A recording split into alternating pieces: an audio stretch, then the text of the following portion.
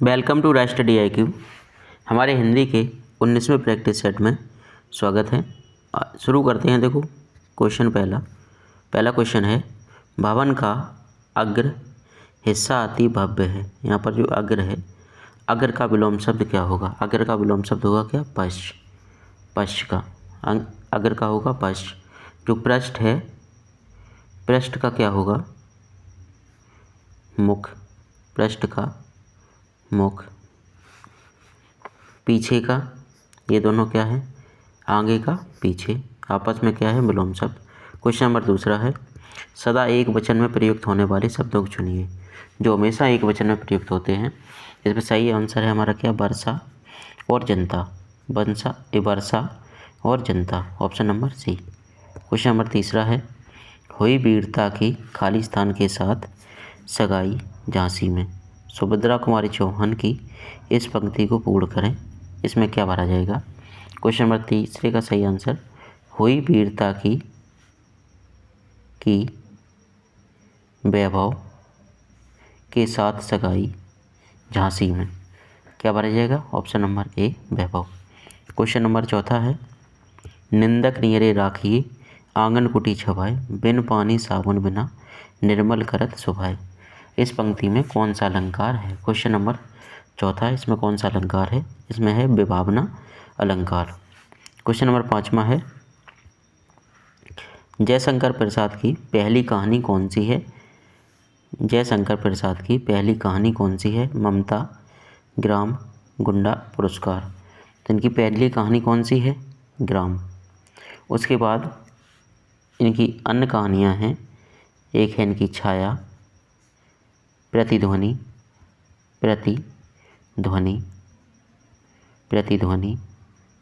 अगली है इनकी आकाशदीप,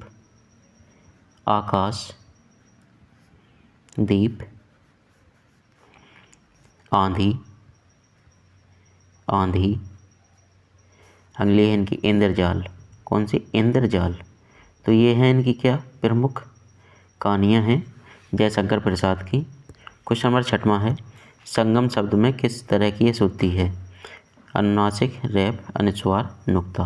क्वेश्चन नंबर छठवें का सही आंसर है अनुनासिक, option number A. Question number सातवां है, माटी की मूर्तें किस लेखक की रचना है? माटी की मूर्तें, तो ये किसकी रचना है? ये है रामवृक्ष बैनीपुरी की। क्वेश्चन नंबर आठवां है, कथा सम्राट प्रेमचंद का वास्तविक नाम क्या था? इनका वास्तविक नाम था क्या? धनपत राय। और ये जब उर्दू में कविताएं लिखते थे तो लिखते थे नवाब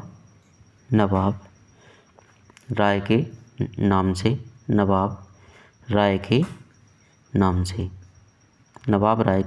से, किसमें? उर्दू में। क्वेश्चन नंबर 9 है, माखनलाल चतुर्वेदी को उनकी किस रचना पर साहित्य अकादमी पुरस्कार मिला? ये मिला था किसके लिए? हेमतरंगिनी के लिए। आपको कमेंट बॉक्स में ये बताना है, अगर आपने अब तक पूरा सेशन देखा है और आपने अगर हिंदी में प्रथम वाला वीडियो देखा है तो बता सकते हैं कि एक इसमें क्या है? हेमतरंगिनी। आपको बतानी है कि हेततरंगिनी एक पुस्तक है कौन सी, एक रचना है क्या? हेततरंगिनी किसकी रचना है? ये आपको कमेंट बॉक्स में बताना है। क्वेश्चन नंबर 10वां है, आदर देने व एवं बड़प्पन हेतु किस वचन का प्रयोग होता है? अगर किसी को आदर और बड़प्पन देते हैं तो किस वचन का प्रयोग करते हैं? ये आपको बताना है। क्वेश्चन नंबर 10, इसमें क्या करते हैं? इसमें करते हैं क्या? बहुवचन का प्रयोग। क्वेश्चन नंबर 11 है, वह बहुत सुस्ती से काम करना। क्या बहुत सुस्ती से काम करना मुहावरे में उचित मुहावरा कौन सा है? इसका अर्थ होता है क्या? 9 दिन चले अढ़ाई कोस। 9 दिन चले अढ़ाई कोस का मतलब क्या होता है? बहुत सुस्ती से काम करना। क्वेश्चन नंबर 12 है, तरंग शब्द का सही समानार्थी चयन करें। तरंग शब्द का सही समानार्थी क्या होगा? Option number A, Urmi. Question number 13 है, संदिग्ध भूतकाल का उदाहरण कौन सा है? संदिग्ध भूतकाल, मैंने वहीं सामान रखा होगा, किसमें है? ऑप्शन नंबर सी में क्या है? संदिग्ध भूतकाल। क्वेश्चन नंबर 14 है, उत्प्रेक्षा अलंकार कब हो सकता है? उत्प्रेक्षा अलंकार कब हो सकता है? जब उपमेय में उपमान की कल्पना हो। क्या हो? उपमेय में उपमान की कल्पना हो। Option number D.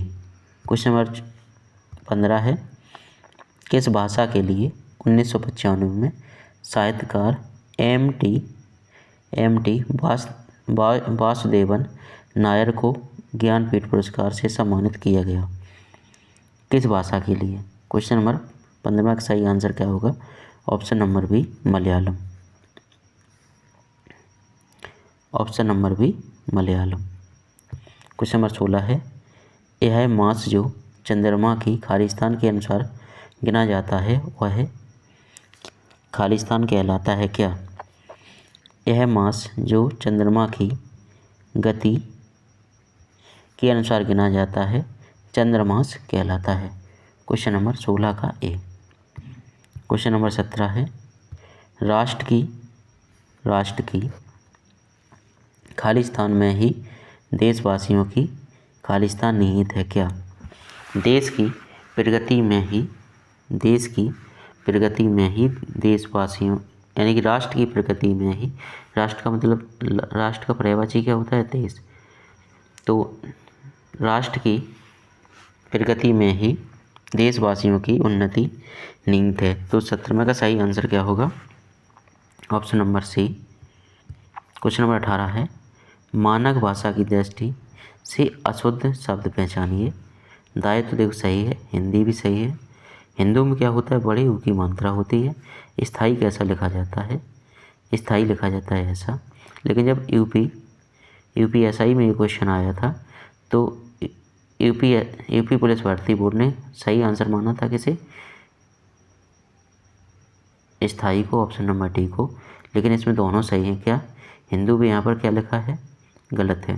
हिंदू में क्या होता है? बड़े ऊ की मात्रा। क्वेश्चन नंबर 19 है, बर्तनी संबंधी सही शब्द पहचानिए। कौन सा सही शब्द है?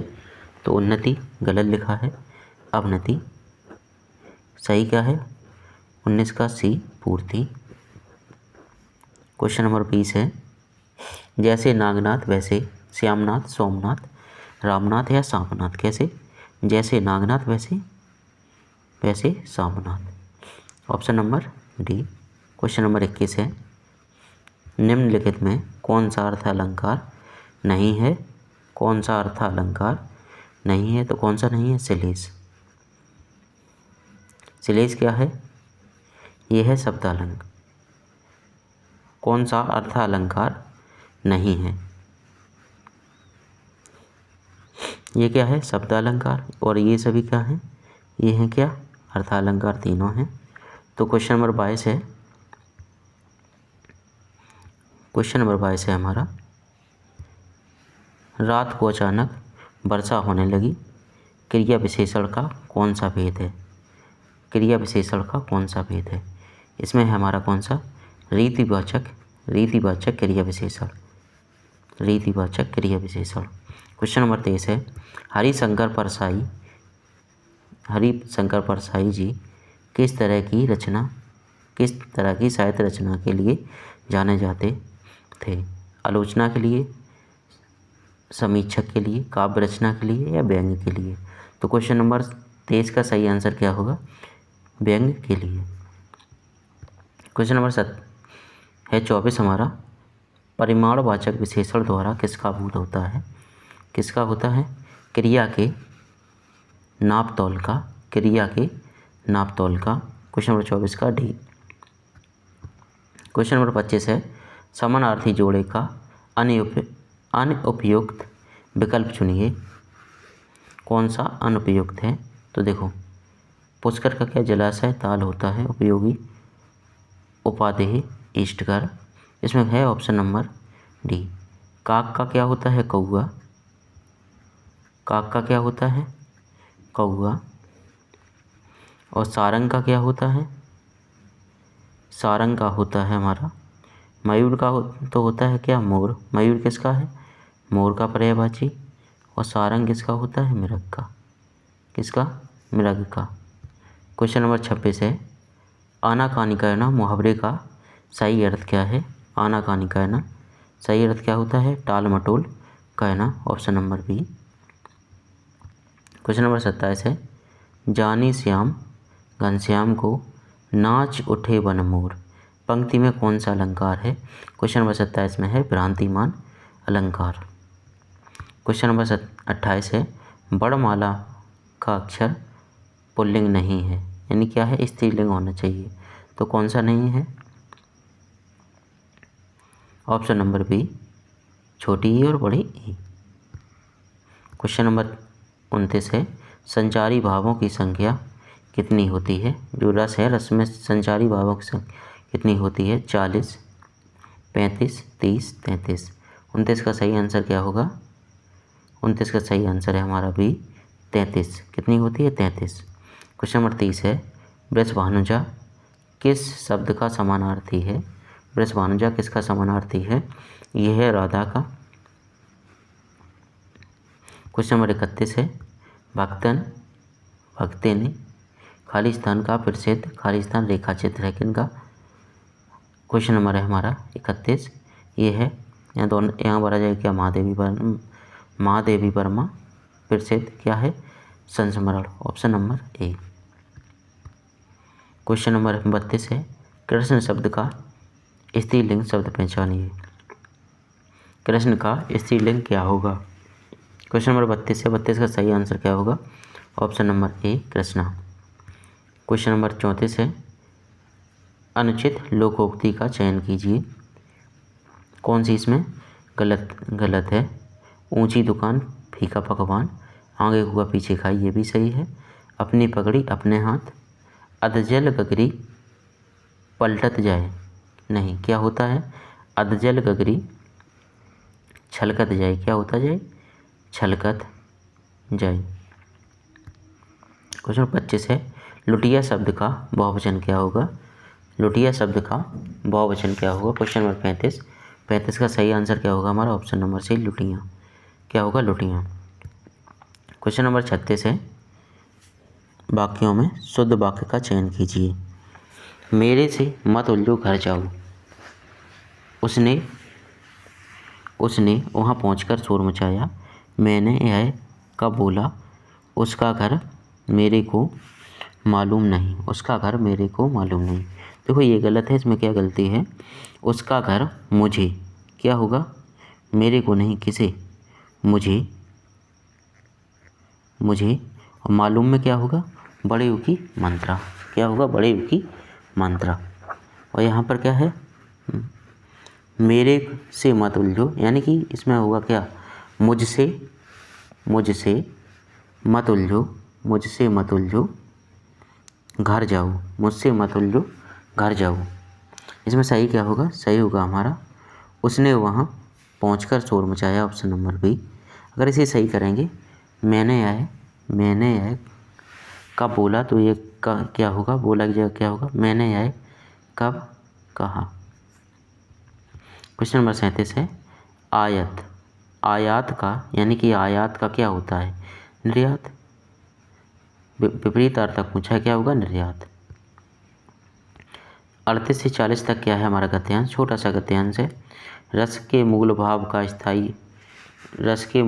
स्थायी भाव कहते हैं। चित्त का स्थायी मनोविकार है जो विरोधी अथवा अविरोधी, प्रतिकूल अथवा अनुकूल दोनों प्रकार की स्थितियों को आत्मसात कर निरंतर विराजमान रहता है।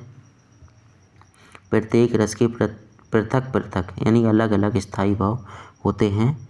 विभाव, अनुभाव, व्यभिचारी